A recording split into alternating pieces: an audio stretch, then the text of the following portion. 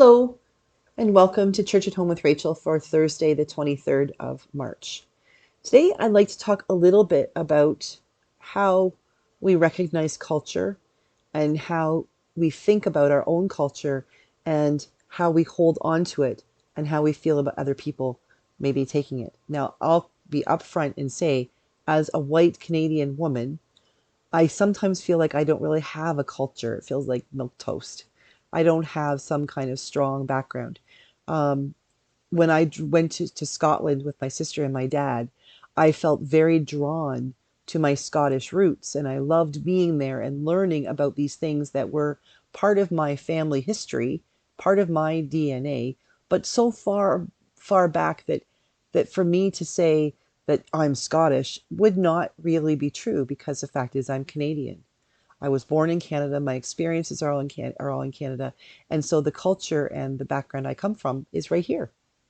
And I'm proud of that. I'm okay with that. But that doesn't mean that there aren't aspects of the world that I can look at and say, you know what, I really appreciate that. There's something about that that speaks to me. And I think it comes to, for me, it comes to a place where I recognize that God as creator created the whole world. And God as creator created all of us to be different. Each individual person is unique. Every snowflake is unique. And so all of our different communities and our nations and our cultures, our cultural groups are unique and they are different.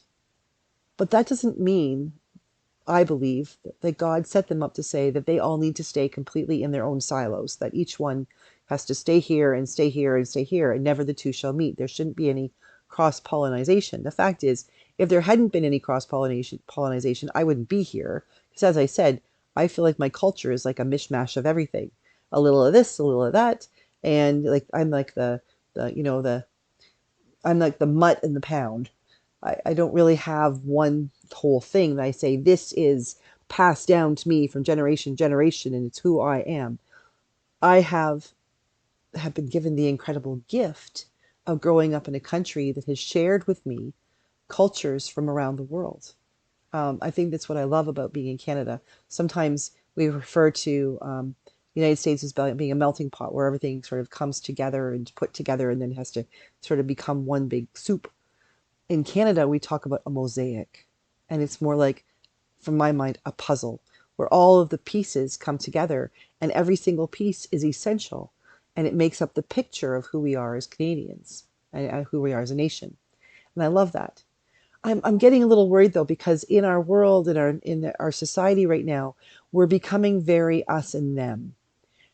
You have to be straight or you have to be gay, lesbian, trans. Like there's so like we're entrenching ourselves in camps.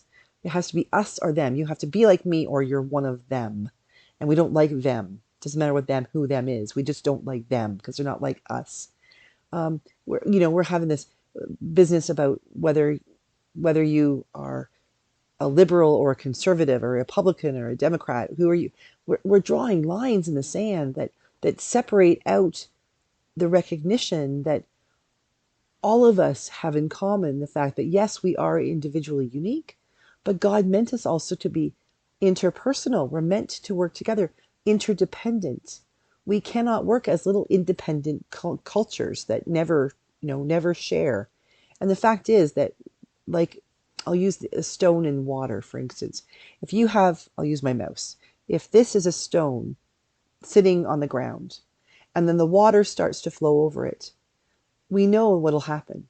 Eventually, that stone will start to smooth out and it will change shape because the water is affecting it.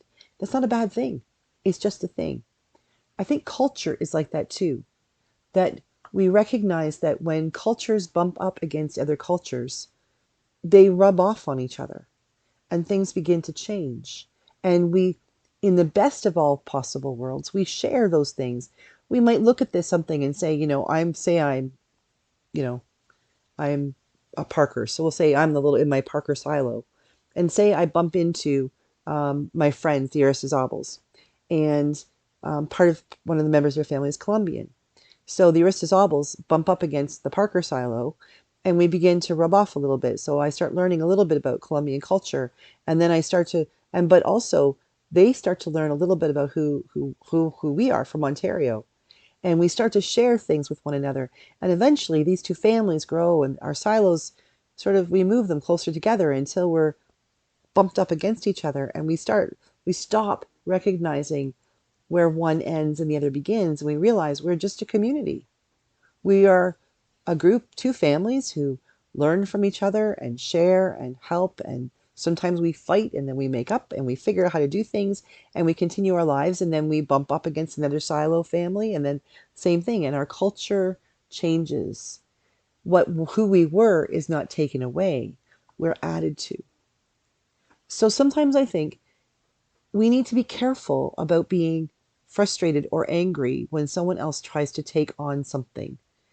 And I know that people could get really angry with me about this because if you're coming from a culture or a background that um, has been put down or has been denigrated or who has been that you've had to fight to be able to hold on to your culture, who is she? She's never had to fight for her culture ever.